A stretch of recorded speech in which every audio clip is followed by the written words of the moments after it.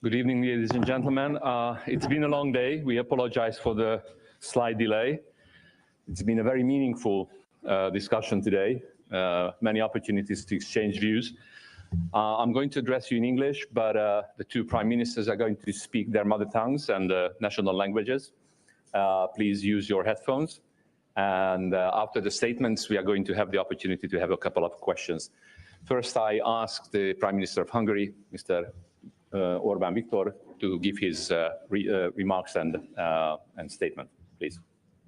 Magyarul. Jó napot kívánok, tisztelt Hölgyeim és Uraim! Ez volt az Európai Politikai Közösség 5. találkozója. Magyarország történelmének legnagyobb diplomáciai eseménye, 42 állam és kormányfő, az európai intézmények vezetői, Európa Tanács NATO főtitkár, EBESZ képviselője. A helyzet, amiben ma tanácskoztunk, úgy írható le, hogy nehéz, bonyolult és veszélyes. Az európai békét, stabilitást és jólétet egyszerre fenyegetik veszélyek. A harmadik éve dúl a háború, melyet Oroszország indított Ukrajna ellen. Közel-Kelet lángokban és eszkalációs veszély fenyeget. Észak-Afrikában destabilizáló konfliktusok. Az illegális migráció egy szűnni nem akaró kihívás, és a korábbi csúcsot megközelítő nagyságrendű. És a globális gazdaságban pedig olyan blokkosodás és töredezettség látható, amelyre a hidegháború óta nem volt példa. Azért találkoztunk, mert azt hisszük, hogy ezekre a veszélyekre együtt jobb válaszokat tudunk adni, mint külön-külön. Személyes értékelésem a helyzetről az, hogy mindannyian érzékeltük, hogy nincs idő, amit elvesztegethetnénk.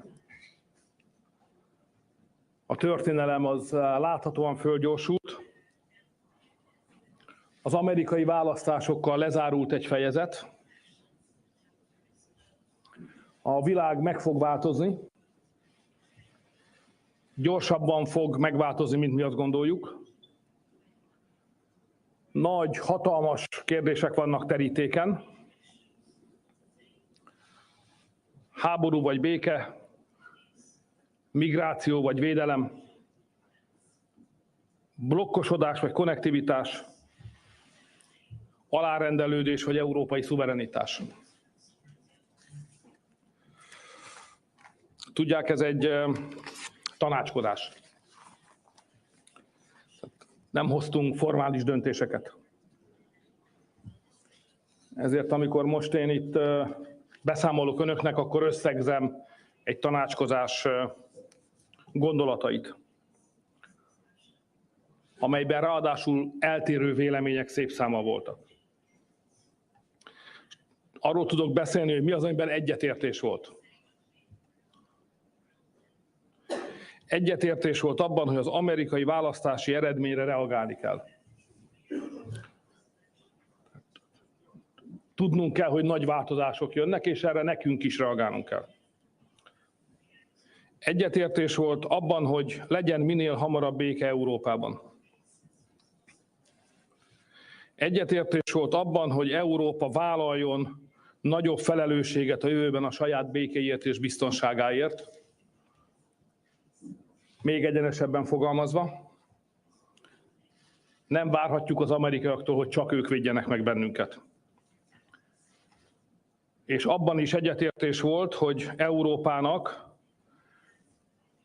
érdemi szereplőnek kell maradnia az előttünk álló, a jövőt eldöntő tárgyalásokban és folyamatokban. Ezek Európa sorsát fogják érinteni, hamarosan lesznek majd ilyen tárgyalások, és ott Európának kellő súllyal kell jelen lennie, hogy befolyásolhassa a későbbi döntéseket.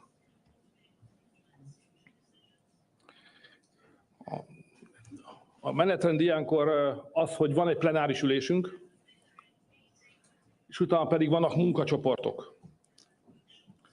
És oda azoknak a munkájában, csoportokban veszünk részt.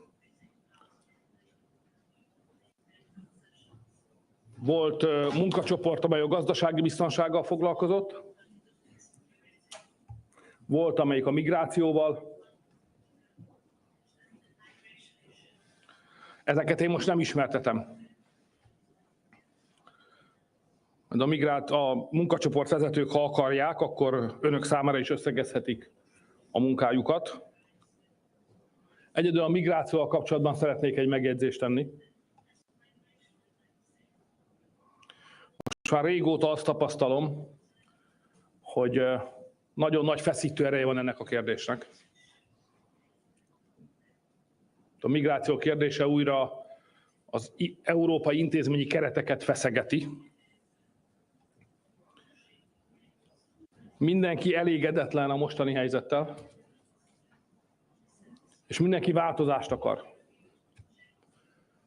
Amit ma én megállapítottam a magam hozzászólásában, hogy a politikai vezetők változtatási szándéka előtt egy komoly akadály tornyosul, amelyen át kell törni, és ezt úgy hívják a mi szakmákban, hogy bírósági aktivizmus. Eldöntünk dolgokat, a kormányok azokat végrehajtják, és a közös döntéseink beleütköznek először európai, aztán pedig nemzeti bírói döntésekbe. És így a migráció visszaszorítása érdekében elért eredmények egyszer csak szétpukkannak. Ez alól egyetlen ország kivétel, ez Magyarország, amelyik mindig is a bírósági aktivizmussal szembeni lázadás pártján állt. Nem hiszem, hogy meg tudjuk állítani a migrációt, hogyha nem lázadunk föl a most hatályos jogszabályok és bírói ítéletek ellen.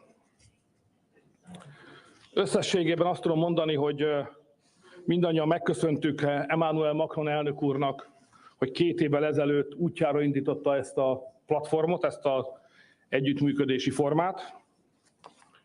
Megállapítottuk, hogy szükség van a folytatásra, sőt, erősítenünk kell ezt, és mindannyian vállaltuk, hogy a következő év májusában, Albániában, Tiranában Edi Rama miniszterelnök úr vendégei leszünk.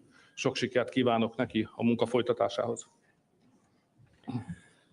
Thank you, Mr. Prime Minister. Mr. Prime Minister Edi Rama, the floor is yours.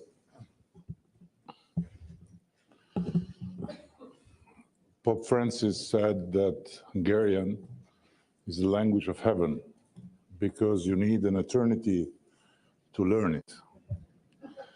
I must say that Albanian is the language of purgatorium because you need an eternity to know if you deserve hell or paradise when you translate it. So I prefer my broken English than to rely on a translator, especially because I have to start thanking him, the black sheep of Europe. So you better listen directly from me than the translator get guilty with me. So it was a very special day, I must say, and not simply because to me it's always special to visit this very beautiful capital city of Europe and to have the chance to enjoy the special conversations with the Hungarian Prime Minister. But also, let me say it all, because it was particularly special to see all Europe gathered in the barn of its black sheep, Viktor, for making this day so special for me. Thank you, Viktor. And it will be a true privilege to learn and work with the Hungarian team how to make the next meeting of the ECP in Tirana as successful as this one. I am around since some time now, and I must tell you that what is happening lately in the relations of European Union with us, the Europeans without the EU, is really something one could not imagine until not many years ago. Now, there are several reasons one can count about that. And of course, Vladimir Putin is one of them. He woke up the European Union big time.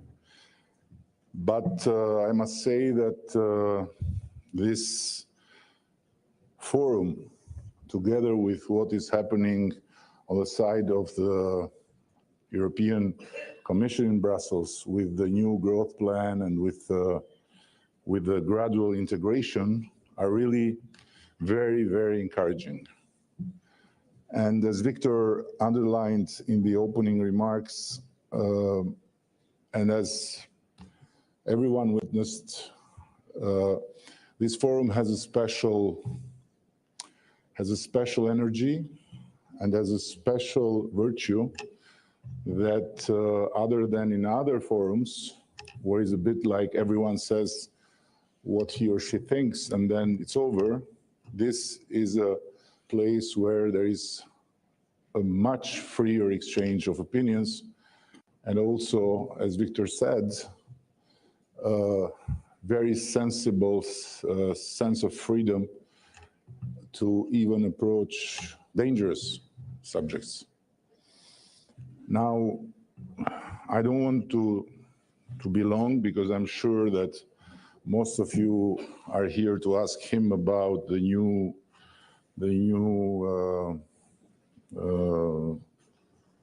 landlord of the White House.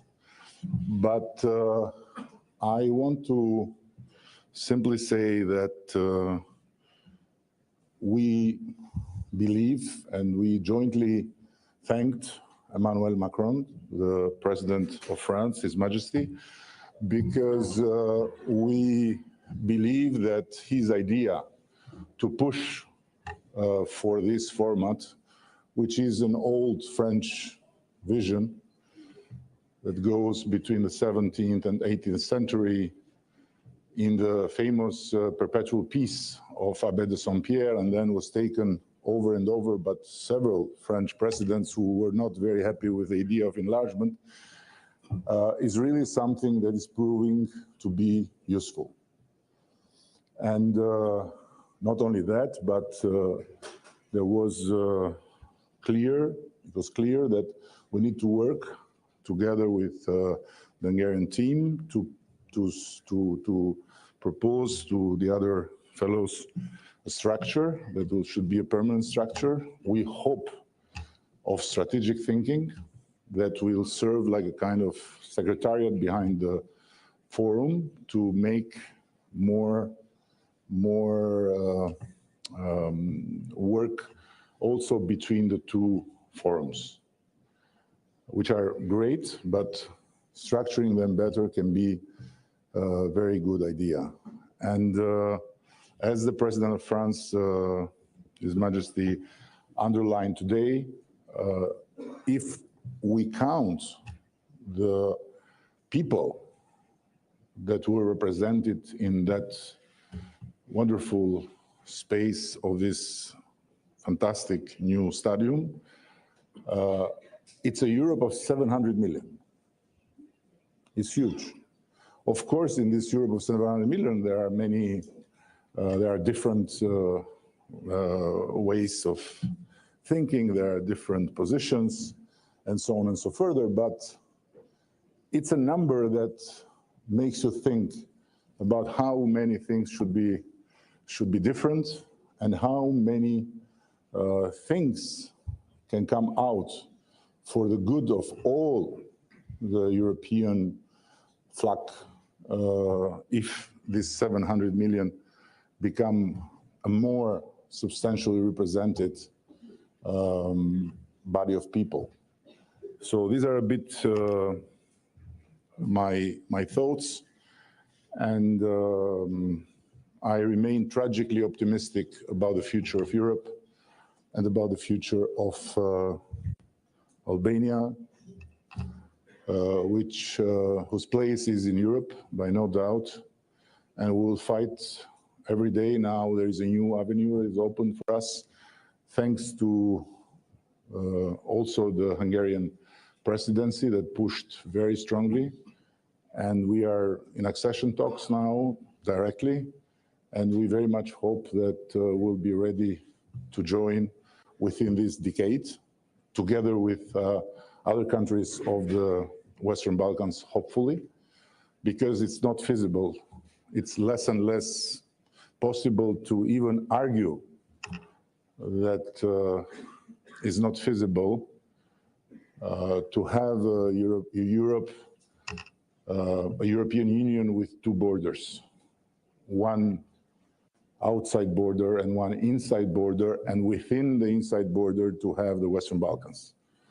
A space that should be fully unified with the whole to make it part of the European Union and to make it less penetrable for malicious interferences and for, things that happen when one lives with the experiment of walking with its stomach bordered and not functioning together with the body. Thank you so much. Thank you, Mr. Prime Minister. And now we have time for a couple of questions.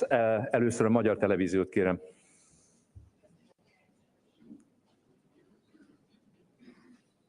Napot kívánok, Mészáros László vagyok a Magyar Televíziótól. Orbán Viktor miniszterelnök úrtól kérdezném.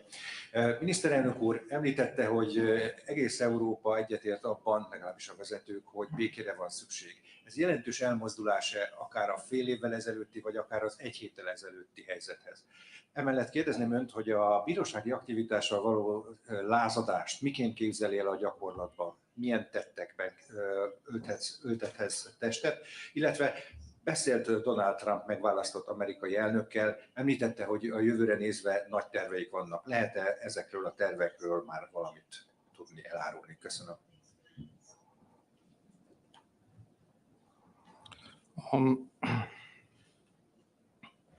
Ami a lázadást illeti, ugye 2015-ben, amikor a migrációs válság elkezdődött, akkor az első aktusa a magyar kormánynak az egy lázadás volt. Akkor felépítették a kerítésünket, amikor ez még ősbűnnek számított. Azóta mások is építenek kerítést, az már nem számít bűnnek, sőt, ősbűnnek végképp nem. Aztán Magyarország bevezette azt a rendszert, ami az egyetlen megoldás a migrációra, hogy senkit nem szabad beengedni egy országba, amíg a kérelmét el nem bírálták. Én az elmúlt 10 évben rengeteg tanácskozáson voltam ott, előadást hallottam, igazi keresztény, jószívű embereket hallgattam meg, akik mind segíteni próbáltak a migráció okozta helyzeten. De egyetlen olyan javaslatot sem hallottam, ami a magyar modellen kívül megoldást jelentett volna. A magyar modell az, beadod az igényedet, kívül maradsz az országon, mi elbíráljuk, ha válasz igen, bejöhetsz, ha válasz nem, nem jöhetsz be. Ennél jobbat én senkitől nem hallottam 10 év alatt. Ezt kell megvalósítani. De ma jogszabályok ezt nehezítik, és például Magyarországot az Európai Bíróságon elítélték ezért. Az egyetlen védelmet jelentő megoldás miatt elítéltek bennünket, holott nem csak Magyarországot, hanem egész Európát védjük, és mi természetesen nem fogunk beengedni ezután sem senkit. Ez a lázadás következő lépése, és szerintem nincs is más megoldás, csak az, ha sok ország lázad föl a mostani bürokratikus, dzsungelszerű szabályozások és a bírósági aktivizmus, és mondja azt, hogy elég volt. Meg akarjuk védeni a polgárainkat. Senki sem jöhet be az engedélyünk nélkül, pont. Amíg ez a lázadás nem lesz európai méretű, addig mindig tartunk jó tanácskozásokat jogi okoskodásokról, paktumokról, kis módosításokról, de semmi nem fog működni. Én vagyok az egyetlen miniszterelnök egész Európában, aki túlélte a migrációs krízist. 15 óta. És ennek csak egyetlen oka van, hogy mindig az emberek oldalán maradtam. Ez biztonságot jelent, határvédelmet jelent, és az otthonosság érzésének a megvédését jelenti. Aki nem ezt teszi, megbukik, mert szembefordul a saját ember, csak idő kérdése.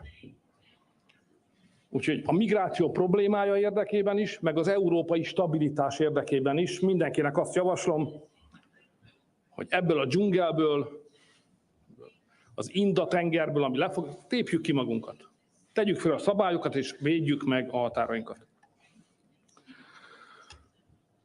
Ami az amerikai-magyar kapcsolatokat illeti, ott sok minden elromlott az elmúlt 4 évben. Diszkriminációt kellett elszenvednünk sok területen. Ezeknek a kijavítása lesz az első kérdése az együttműködésünknek az új adminisztrációval. És vannak gazdasági természetű terveink is, azokról majd időben fogok beszélni. A béke dolgát illetően nem vagyok följogosítva, hogy egy olyan kérdésben képviseljek állásponton, amiben nem volt teljes egyetértés. Tehát véleménykülönbségek vannak a háború folytatása, vagy a gyors tűzszünet és béketárgyalás kérdésében. De egy dolog ma már nyilvánvaló, hogy a békepártiaknak a tábora az nő. Az amerikai választással pedig a békepártiak tábora hatalmasan nőtt. Mi nem győzelemről és vereségről beszélünk. Mi tűzszünetről beszélünk, emberi életekről beszélünk, a pusztítás leállításáról beszélünk. Tehát azok, akiknek ez a perspektívája a háborúhoz, ma többségben vannak a nyugati világban, mint voltak az amerikai választás előtt. Ez egy új helyzet, amire Európának reagálnia kell. Ez nem megy egyik napról a másikra, de ma egy fontos lépést tettünk, hogy megtaláljuk azt a választ, ami az Európai Unió mind a 27 tagállama számára elfogadható lesz. És ezután a sajtótájékoztató után egy informális vacsora következik a 27 európai vezetővel, ahol ezt a kérdést még tovább fogjuk majd boncolni. És még holnap is van egy napunk. Tehát abban bízom, hogy holnap délutánra sokkal közelebb leszünk egy közös válaszhoz, mint voltunk ma reggel. Köszönöm, miniszterelnök úr. Political Europe, please. I believe there's someone here from that organ. Mike is coming.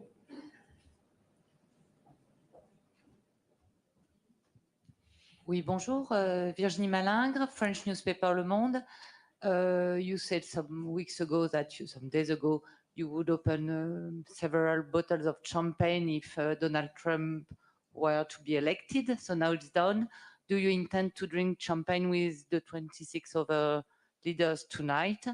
And do you think the conversation around the table tonight will be less consensual than it's been today regarding Ukraine, economic issues, and so on? Thank you. Csak részben tartottam be a ígéretemet. Bontottunk ugyan pezsgőt is, de Kirgizisztánban voltam, amikor Donald Trump győzött, ahol mások a szokások, és ott a vodka készletet csapoltuk meg, nagy boldogan, közösen örülve ennek a fantasztikus eredménynek.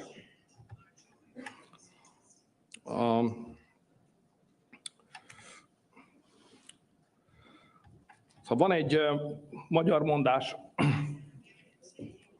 úgy hangzik, hogy régi bűnnek hosszú az árnyéka.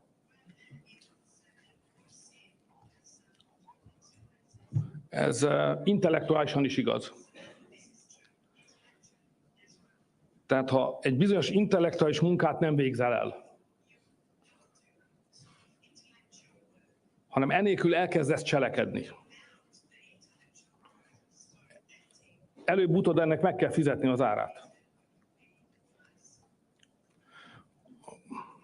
Most a háború ügyében így állunk.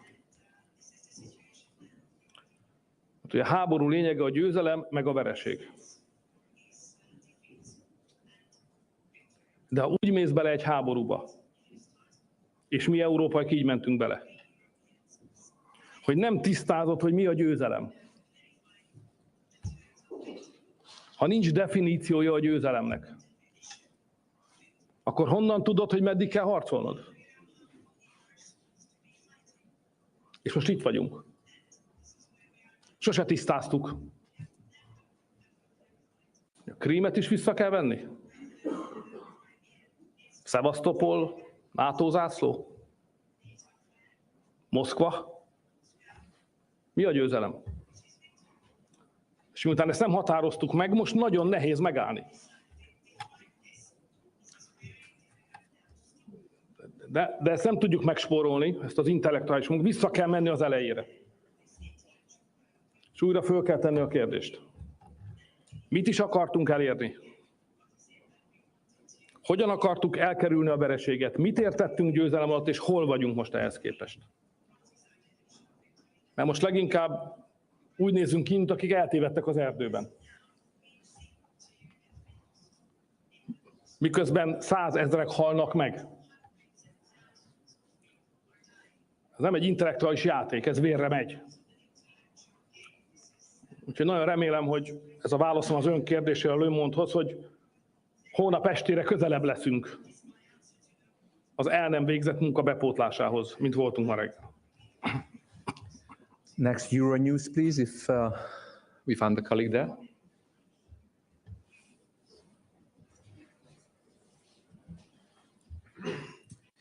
Hello, Prime Minister Jorge Liboreiro with Euronews. I want to ask you for two clarifications on the things that you said today. First one, when you talk about pro-peace and pro-war camps, where would you fit Vladimir Putin in these two camps? Where do you think he belongs?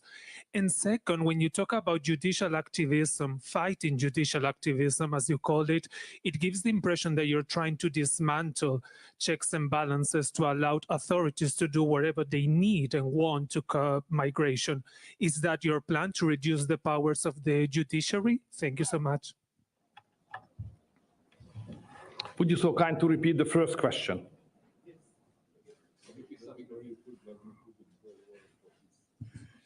Yes, sorry. You often speak about a pro-war and a pro-peace camp.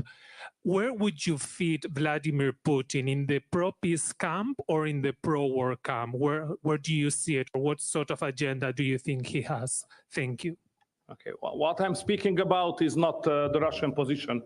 I'm speaking about the position of the West and NATO. So when we're discussing who is for peace, who is for war, I'm just referring only and exclusively the Western community and not the Russians. It's not my job anyway. Judicial activism. So what is the situation just now? To be very practical, we have a constitution. We have some laws based on the constitution regarding migration. We follow exactly that kind of national legislative track. At the same time, we were sued by the Commission at the European Court. They decided that what we are doing is not good. It's rather bad. So we have to pay and we have to change the regulation. But if I change the regulation without changing the constitution, I will run against the Hungarian constitution, which I can't do. And the chance to modify the constitution by the MPs is impossible on migration issue. What we should do? That's what I'm thinking, what I'm referring to as a trap. So that's what I call jurisdictional activism.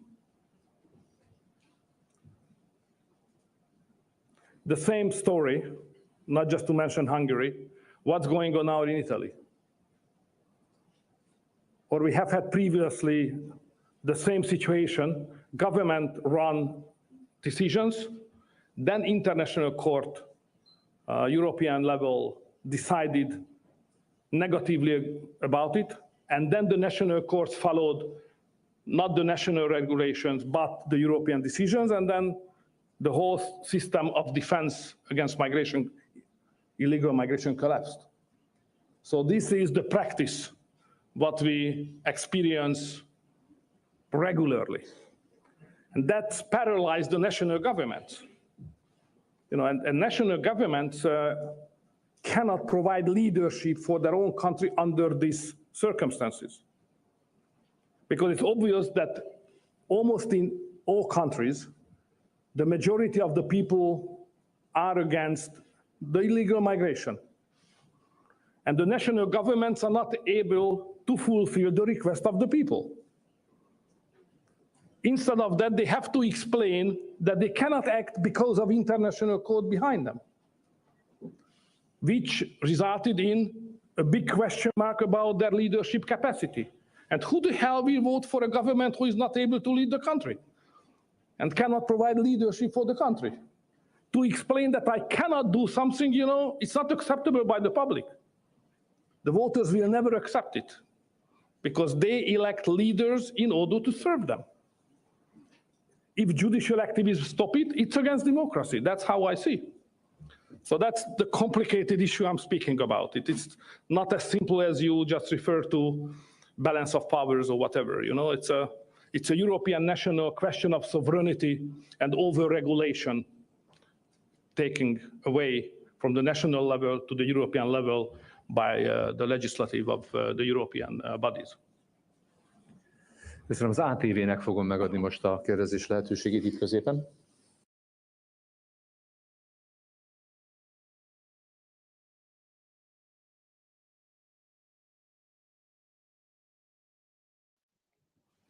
Köszönöm szépen, Csóa Ildikó vagyok az ATV-től. Köztudomású, hogy miniszterelnök úrnak remek a személyes nexusa Trumpal.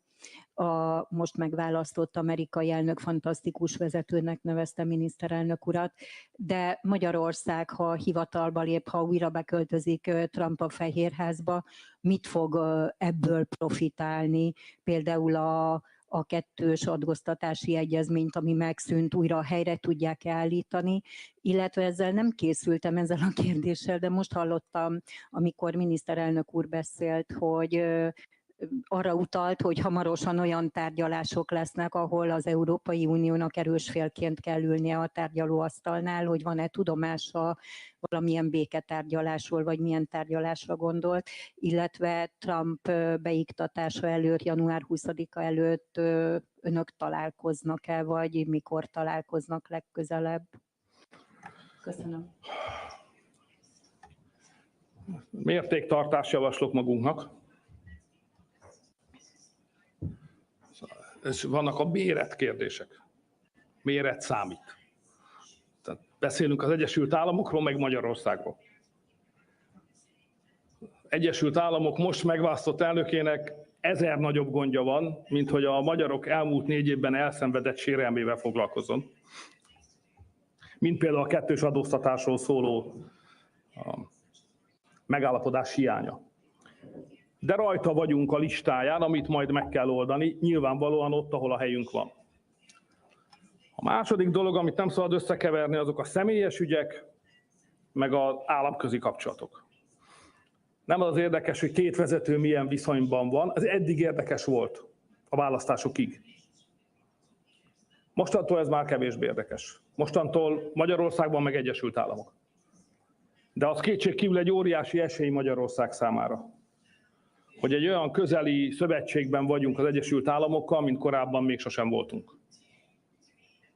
Ez lehetőségeket tartogat a számunkra, amiket ki is fogunk használni.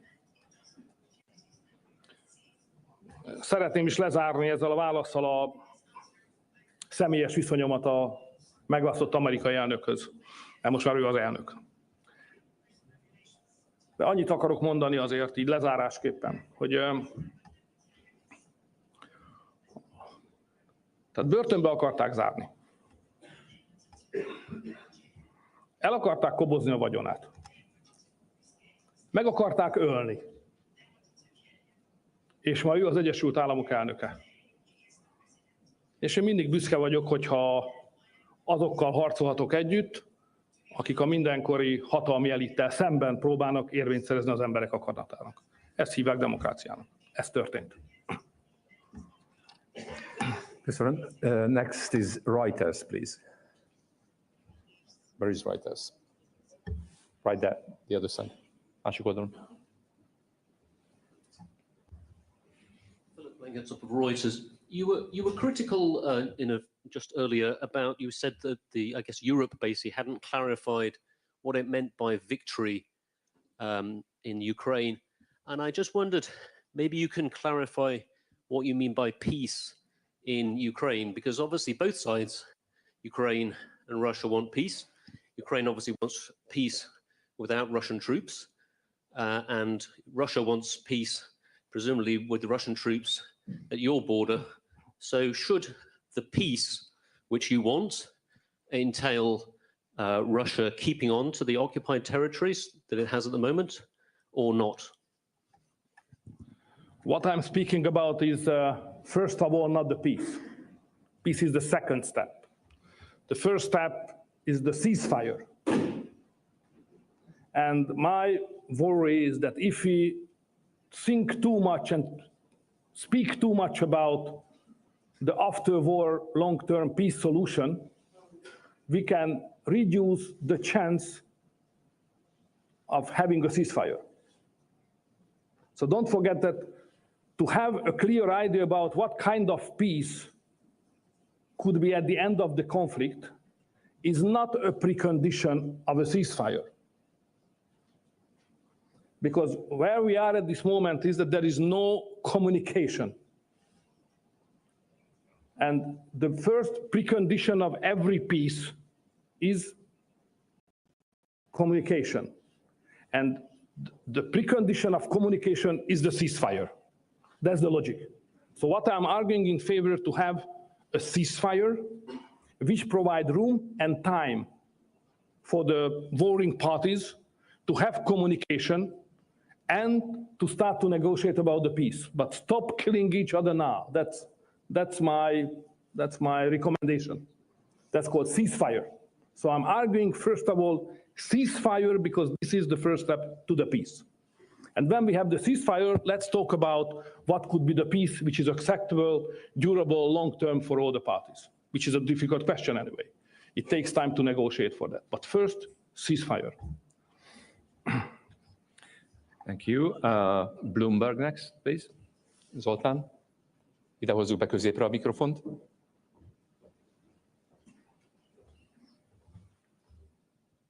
Köszönöm szépen. Simon Zoltán, Bloomberg. Mr. Prime Minister, you broached the idea this week that the EU and the US should reconsider the 50 billion euro aid package for Ukraine, which is essentially agreed and which Ukraine is counting on in its resistance effort. Did you say that because that is your idea, or because you've talked with now President Trump, President-elect Trump, and you think that that is the next step, or you've heard from him that he wants to reconsider this aid package? And more broadly, you mentioned that there is movement within the European Union countries towards some kind of new or potentially more nuanced position vis-a-vis the goals in this war. Can you just give us a sense of what that movement is? What are the sort of new targets or new definitions that you mentioned that leaders are looking at? Thank you. Okay, I don't have any authority to speak about on the name of anybody else except mine. So just to be very clear. But I followed closely what was said by the newly elected President of the United States, and I know exactly the discussions and doubts inside the European Union, what we have about how to finance this war, because we are financing the war. And the question is, if America is not any part in the future of the financing, how the Europeans can afford to finance alone? And are we ready to do so? All are we ready to do so, or only some? So that's the reason why the package of the $50 billion or euro is on the table at this moment, because it's just an ongoing process. We have some doubts about how it is arranged. So it's an open question, especially after the American election, because now it's a long-term question as well, not only this package, but let's take this package away after that, because it's obvious that 50 billion is not enough. It's, it's gonna be the wind soon. And then the requests for new packages are coming. Who will finance that? And from where? Which country? Who will pay for it? Which nation is ready to invest it? So that kind of financial issues became very sharp, because the new President of the United States is going into office soon. So this is a European issue, so we have to discuss. We are doing that already, and we have to continue to do so. And it's obvious that as you have seen the internal developments of the European politics, that the people of Europe are less and less ready to finance a war, what they don't understand exactly, when they don't understand exactly what is the purpose of that war. Nobody give a guarantee for how long will it take. Nobody can guarantee how the sanctions will be effective, if till now it was not as effective as it was promised. So all these questions are on the table. So that's why I'm sad that the American election closed the chapter and opened a new one. So, and it's obvious that the change of the minds and ideas in Europe is going on as well. That's life. Thank you. We are going to have another last question, because we have to give the floor for another distinguished guest tonight. And that's going to go to AFP, please. Where is AFP? If we have AFP? Nope. Then BBC, please.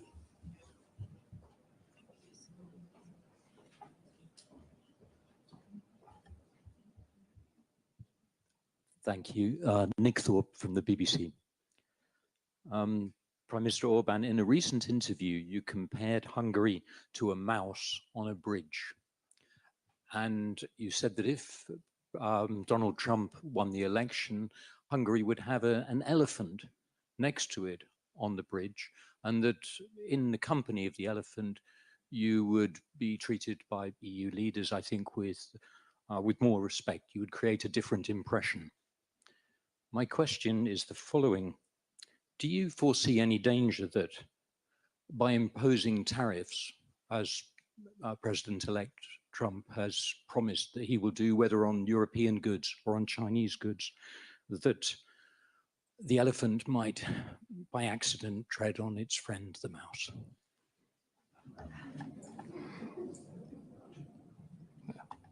That's why we Hungarians think that the mouse must be quick, to compensate the difference of scale.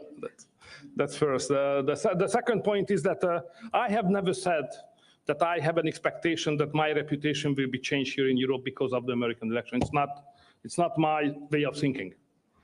I always request respect for this country, because this is a 1,000-year-old country with nice people doing very well, surviving and fighting, part of the European history. So this is the basis of respect, not to have a friendship with somebody else. This is not the approach I like. So we should be respected because we are Hungarians. And it represents some quality, because you live with us for long years. On trade, I think this is not the number one issue now, but it will be important. The number one issue now is the war. The peace, the ceasefire, to finance this thing, and as a consequence of the war, what kind of new European security architecture will be built.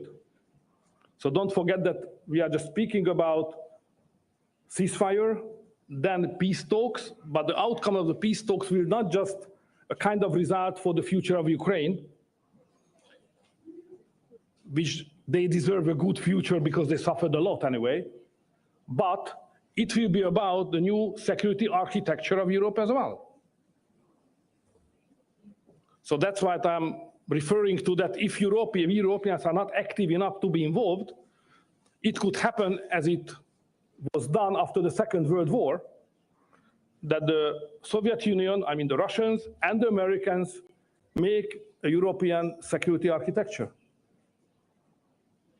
So if Europeans would like to be involved properly in the process of negotiating and building up a new European architecture, we should be very much active and should be very much communicative with all the parties of the war.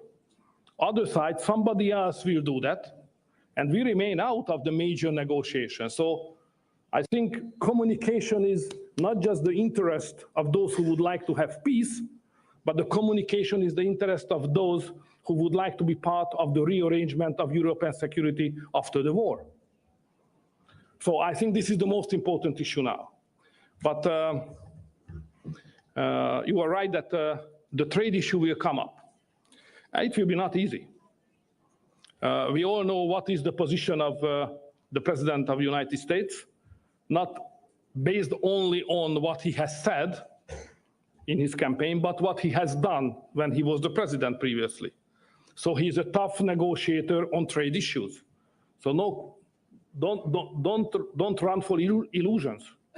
So it will be a serious negotiations between the United States and European Union about the future structure of the trade. I think we will be good enough to reach a good deal, because I think that finally we Europeans can reach a good deal with the Americans on the trade issues. But we have to be very apt to reach it, because on the other side, the new partner is the master of the deal making. Thank you very much. Prime Minister Rama, Prime Minister Orban, thank you for today. And dear colleagues, I wish you a pleasant evening, and please stay tuned for the upcoming guest. Bye-bye.